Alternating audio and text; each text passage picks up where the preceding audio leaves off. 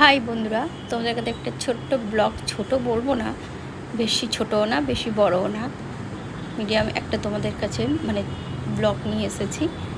তো দেখো, আজকে বিবাহতারিণী পুজো আছে। তো আমি সকাল সকাল মন্দিরে স্নান টান করে চলে এলাম বিবাহতারিণী পুজো করতে। মন্দিরে এসে দেখি এখনও কেউ আসেনি, পুরোহিতও আসেনি। তো এবার পুরোহিত এসেই গেছে, পুজো শুরু হয়ে গেছে। এবার পুজো শুরু হয়ে গেল।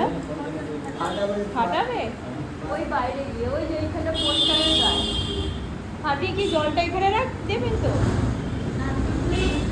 নারকেলগুলো এখানে দেবেন, নারকেলগুলো এখানে রাখবেন, শুধু ওখানে ফাটাবেন তো।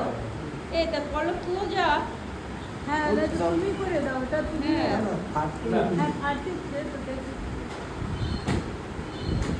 তো এক ঝট পুজো হয়ে গেছে। আবার কিছুক্ষণ পরে আবার কিছুটা যাত্রী এলেন, আবার পুজো আবার ফের স্টার্ট হয়ে গেল পুজো। তো আজকের দিনে যারা যারা পুজো করছে, আশা করি মা বিবাহতারিণী তাদের আপদ বিপদ থেকে রক্ষা করবে, মঙ্গল করবে।